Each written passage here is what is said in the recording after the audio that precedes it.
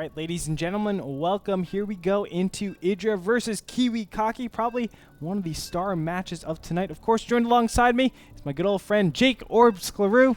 Orb, how you doing, man? I'm doing awesome. As always, man, Kiwikaki versus Idra.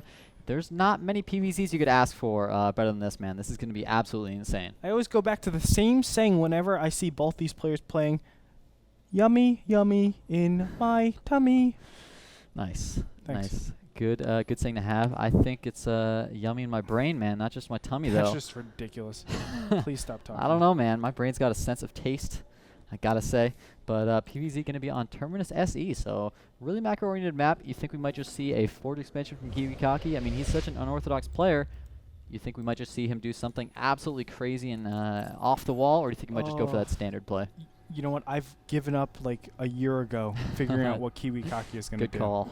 Because this guy, he has the most interesting stuff in the world. Like, we've seen so many different things coming out of him. But whatever it is, he has a clear plan in mind, and he knows exactly how to do it. Like, everything's planned out with him, and that's what I love about Kiwikaki. Actually, you know, Sean Day9 Plot talks about this guy a lot and says that Kiwikaki is just one of those wild cards that you can never understand what he's doing until it actually is done to you. Yeah, man, you have to have that experience. That's why it really takes a player that's good at thinking on their feet and really making decisions on the fly, not based on things they've already seen, but you know, just based on their own intuition, their own you know, logic essentially. And fortunately, you know, I think Idra is actually one of those players that really relies on his mechanics, really relies on mass gaming, playing so many games that he's seen so many strategies, and he's going to be prepared against everything. Yeah. So if Kiwikaki pulls out some strategy that he's never seen before, Idra is actually not one of those players that is as good at reacting on the fly. He's much better when he's in his comfort zone, when he's able to macro hard and do whatever he wants.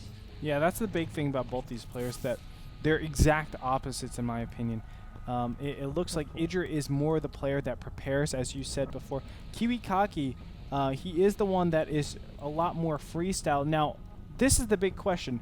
How can Kiwikaki make it so that Idra is not playing his style? That's his big thing going into this game. He's saying, how can I make a game where it doesn't go straight into macro and he doesn't know what's going on in this entire game? You know what? I'm actually so unbelievably confused right now, Andre, because there's a couple things going on. First off, Idra went for a 12 pool. Now, what that normally does is when a player is going for a Forge expansion, it makes it so 100% you cannot go Nexus first. If you go Nexus first versus a 12 pool, you're probably just going to die. Nice pylon block, blocking the expansion from Idra. But that forces Kiwikaki to put up this Forge. He's probably going to have to put up a cannon as well. So he actually continued his pro production. He's getting all the way to maxed, getting to that 18 food, so he can have as much income as possible. Now he's going to throw on the Nexus, but of course he only has one Forge, has not thrown down a cannon, will not be able to complete that wall off yet. Idra sees this with his Overlord, so he sees everything that's happening. He sees the lack of any wall yet, and if he wants right now, he could make a large number of Zerglings and put a lot of pressure on Kiwikaki. It looks like for now it's just going to be 4, but even those 4, we've seen it in the past. If there's no wall off, 4 Zerglings running in the main can cause quite a lot of trouble for a Protoss player. Yes, they can. Now, Kiwikaki, I don't know if he's going to be able to finish this cannon. This is very tough right now. Probably not. These 4 Zerglings are going to get in here, and oh, look at the wall off, perfectly walled off. These Zerglings can't get in. No, thank you.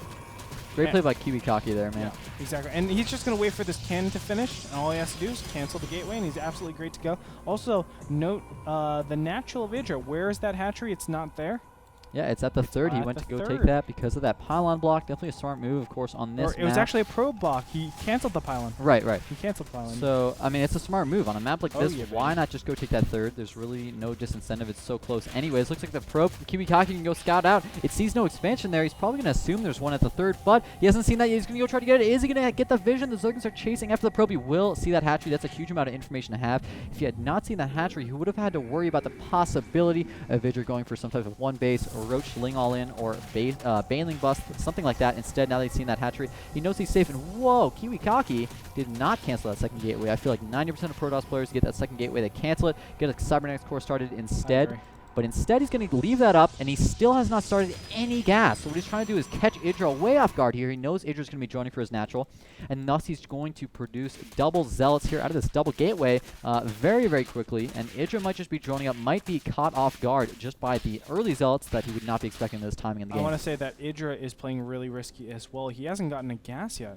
meaning no metabolic boost, and metabolic boost is normally the way that you really pick off these Zealots. These Zealots will be really strong against these incoming Zerglings, and I feel like, you know, there might have to be a huge over creation.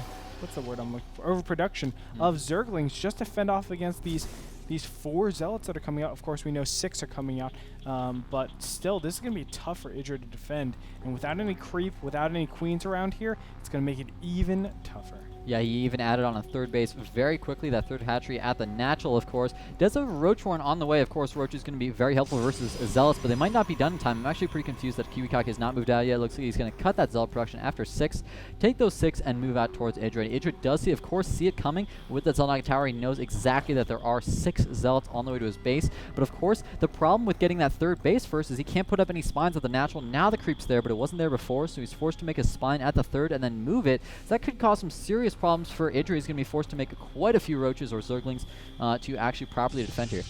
Behind this, he is taking a Nexus, so he's going up to 3 base, similar to Idra. Looks like the Harvester count is just about. Oh no, it's an advantage for Kiwikaki, excuse me. And uh-oh, the Queen is getting surrounded. Here it goes! And we are going to have a dead Queen immediately. This is perfect. Perfect situation for Kiwikaki. Yeah, he's doing a great job hurting the macro of Idra. Right now, he's just engaging, trying to force these Zerglings to engage by attacking onto that hatchery. He's got to be careful about his placement, though. He is in a nice choke, but one of those Zealots wasn't attacking. Now they're all attacking. He's going to kill off all the Zerglings. Look at the Roaches. We'll be able to clean up the rest of these Zealots. But he did quite a bit of damage. He killed off a ton of Lings, which forced him to make all those Lings and those Roaches, and then just to kill them off so that Idra no longer has them to go be aggressive with, and he killed off a Queen. So pretty nicely played, and the fact that he was able to take that third base during all of that is absolutely phenomenal. Kiwikaki is just playing completely to his opponent. He thinks that Idra is actually going to turn around and start going Roaches. That's why we see 4 cannons, 5 cannons. No, is it 4? 5. 4. 4 cannons going down in that bottom position. 2 in front here. He's just really worried about these destructive debris being blown down. All of a sudden, Idra snap calls and starts attacking his opponent. But of course, we know that he's not. And Kiwikaki is way overproducing these cannons. Yeah, he's making a ton of drones, but unfortunately, overproducing those cannons is something that's just absolutely necessary. If he didn't do that, then of course he'd be taking a huge gamble. If Idra ever did make a whole bunch of Roaches, he would pretty much just auto lose. So he has to be very careful in that regard. So it's understandable, but it is unfortunate. The great thing is that he got that third base up so insanely quickly. They're actually even on Harvesters, 57 to 57, which is pretty crazy at this point in the game. You'd expect, since Idra, after those Zealots, hasn't taken much aggression, that he'd be able to just drone up, and he has been droning up, but unfortunately hasn't been quick enough. So he's still even or behind on Harvesters, and that's definitely not a situation you want to be in ZVP. I like his Overlord placement, though, in the base of Kiwikaki. He was able to see that double gas timing. Now he's moving in to try to see if there's any tech coming up. Unfortunately, not going to be able to see too much, but he does take out the Destructible Rock. Unfortunately, not going to be able to do too much since the those 5 cannons are there. Well, the Overlord does see 4 gateways and a robotics facility going down all at the same time. I don't know if he was actually able to click on that robo, but you can see in the mini-map it actually shows, so hopefully he will be able to realize that it's not, in fact, 5 gateways. I think he will. You know what? I actually never noticed that before, Andre. Thank you for teaching me that. I had no idea that on the mini-map, the robo actually looks ever so slightly smaller than on the gateways do. Yep. So cool trick to know. For whenever looking at that, I always thought, well, I guess I'm screwed because I forgot to click on it in time, But it looks like Idra, I mean, he's just been macroing up. Both players actually have just been going for mass workers. And we have actually Hallucination on the way for Kiwikaki. Interesting at this stage of the game, after he'd already got the robo for observers. Perhaps going to use it to try to fake out Idra with fake units. Who knows? Meanwhile, Idra is getting a ton of upgrades right now. Pneumatized Carapace as well as Ventral Sacs and the Hydra range upgrade. So it looks like he might be gearing up for some huge Hydra Doom job. Yeah, it looks like Kiwikaki, on the other hand, he's just, look at this, he's going mass defense mode, 3 cannons even at the main. He's just making sure that he's not going to die to anything. Income tap is showing 76 to 72 Harvesters, so both of them are fully saturated in all 3 of their bases. We know Idra is taking another base, a 4th one. I think this is the correct position to take his 4th, and then the natural progression is to take the 3 on the right-hand side. It's very, very defensive. Nevertheless, I feel like Kiwikaki is just going to keep massing up on this 3 base type of play. I would love him to get an additional robo, to be completely honest. But instead, this is what I'm talking about. How can you possibly tell what Kiwikaki is ever going to do in any games? We have a Warp Prism coming out. This is getting popularized more and more. and it's looking so cool. Absolutely, of course, with the buff, 100 shields now. So War Prism's actually pretty darn good. They're a little bit beefier at least, and they can actually start warping in units. Not have to worry quite as much about just dying to like a couple Queen attacks. And he's going to immediately go into Colossus tech. I actually would have really liked to have seen him get that Gravitic drive before he actually went for that Colossus range, but that will help him out against these Hydras, of course. Got to be careful. Idra moving in with some Orochis, but he has to play it a little bit safer. He's only got those 1-0 upgrades right now. Of course, so does Kiwikaki, but I feel like Idra really needs to wait until he has those Hydras to engage. Idra coming in with a drop all the way in the main. It looks like these cannons will intercept, and look at that, instantaneously puts down all of his Warpins, and the Colossus is going to get in here. Easily defends against everything. Roaches are going to come to the natural. Don't go down there. That's a trap, huge trap, because of course of those sentries. They can force shield off and just segment all the roaches and kill them. Well, I could call you Dr. Akbar, Andre. It is a trap indeed. Kiwikaki, though, has not done anything with this Warp Prism just yet. Just kind of leaving it there behind Idra's base, waiting for the right moment when Idra commits his army to go in for that counter. Wait, nope, maybe he's going to go for the attack right now. There we go, putting it into the warping mode. Here come 5 Zealots, way more actually, 6 Zealots now, and 2 Stalkers warping into the main. Idra has not responded just yet. He's going to need to pull those drones. There we go, drones all running away, as well as the Queen, but of course the Lairs there and all his techs, so he's desperately got to defend. He's pulling his Roaches back now, and look at this, perfect play by Kiwikaki. He's utilizing this moment when the army of Idra is going to be out of position to go attack the 4th. Yeah, and look at that, actually targeting down the Lair. This Warp Prism is just going to run away, but that 4th base is over. No way that he can get over there. Meanwhile, the Colossus, they're just chilling back. One Zergling is scaring them away. Apparently that Zergling is very There is a drop in the main, though. That's why he's sending that Colossus back. Idra doing a ton of damage. In fact, Blink is almost all the way done. If he target fires this Twilight Council, it's actually going down. He's not target firing it, though. It's just kind of on auto attack. Actually stopping Blink right now is actually going to be such a big deal. And it does complete. So if Idra had actually target fired that, that would have made a huge difference in this game. Yeah, we do see, oh my gosh, actually, Kiwikaki, we missed a huge fight. Kiwikaki losing all of his gateway units. It looks like the remaining 5 Stalkers are going to come up here, try to target down that one Lair, I guess, but it's not going to be enough. Idra is actually looking really good. Interestingly, it looks like Kiwikaki might try to use his War Prism to escape with these Stalkers. Oh, no, never mind. I thought he was going to lift them up and try to run away, but no, he does not. He lets them die. There's still creep left over in Kiwikaki's main, but he's actually gone and taken a 4th base now. He's behind on food, but if he can secure this 4th, keep it alive, he'll be in an absolutely phenomenal position, especially since Idra's 4th is actually somehow later than Kiwikaki since he got it killed off earlier. So Idra's desperately trying to defend right now, but he's just taking attacks from all sides with that War Prism. Kiwikaki just using some fantastic tactics.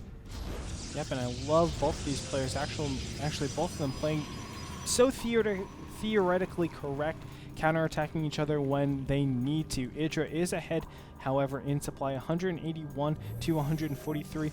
This is actually not terribly bad, though, for Kiwikaki. Look at how many Colossi he has. He's up to 4 right now, and that is a great number, let me tell you.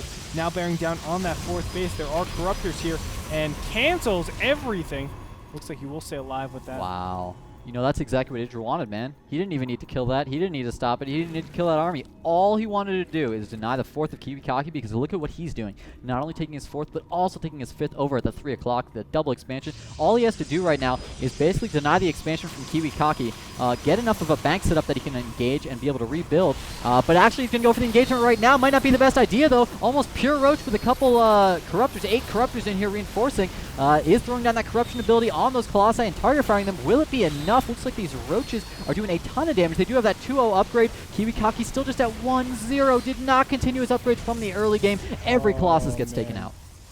And that Colossus loss is going to be so huge. Now all Kiwikaki needs to do, or excuse me, all Idra needs to do is mass up in Roaches yet again. He didn't really lose that many Corruptors from that engagement, so he's looking really fine. Kiwikaki, on the other hand, he actually made a huge micro blunder. He meant to move back and then attack command. He actually attacked his own Stalkers in the back because of that, so his Colossus were not able to produce that DPS that he needed to against his opponent. Nice War Prism drop, though, at the 3 o'clock expansion for Idra. All these Zealots surrounding the the hatchery and target firing. He's trying to get all his roaches in time. Will they be able to save this base, though? I don't think so. It's going to go down. Big loss for Idra, but remember that he's still on 4 base, whereas Kiwikaki is still, well, his 4th base is just completed. So Idra not necessarily in a bad position now, especially since he's essentially been maxed for quite a while now, whereas as he's kept that Colossus count low, it's going to be so important. In fact, he has a full energy overseer that's just kind of AFK outside of his natural. If he were to send that in and corrupt or contaminate that robotics facility,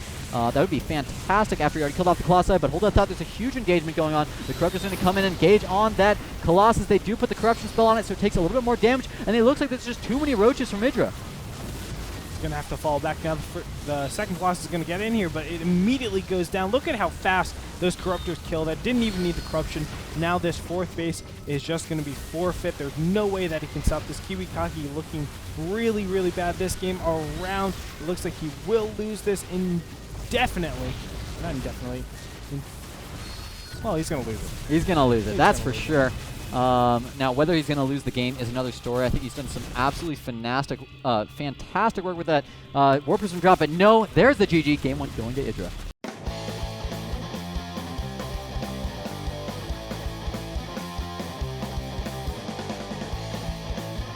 And Idra's going to take game number 1. I feel like Kiwikaki had a lot of chances of that, but really, that was like one of the most straight-up games.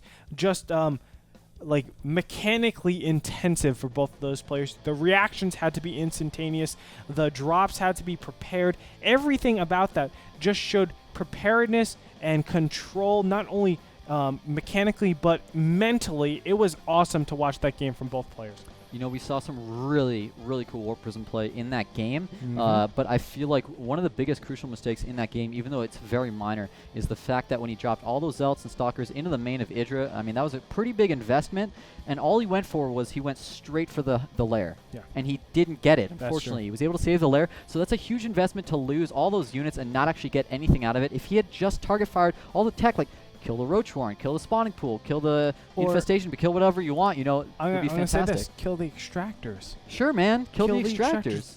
You know, taking away the gas is the most important thing. StarCraft 2 is a game where everything is filtered into, or not filtered, but bottlenecked by the gas. How much gas do you have? Especially for Zerg. Roaches, Hydras, Infestors, Corruptors all require a lot of gas, and you need a huge amount of numbers of them. If you take out those 2 Extractors, I feel like it destroys the army composition. Then what are you going to replace them with? Zerglings? Zerglings, they are the biggest tickle monsters against Colossus, that's for sure. You have 4 or 6 Colossus out there. Unless you got Neural. It's funny when you have Colossi and Zerglings on the same side. That's a tough spot for Protoss. Man. Then it's TT. But nevertheless, you know, we're going to go into game number 2 and see how Kiwikaki can manage to come back into this, or if Idra is able to close it out 2-0. Join us. We'll be back after this break.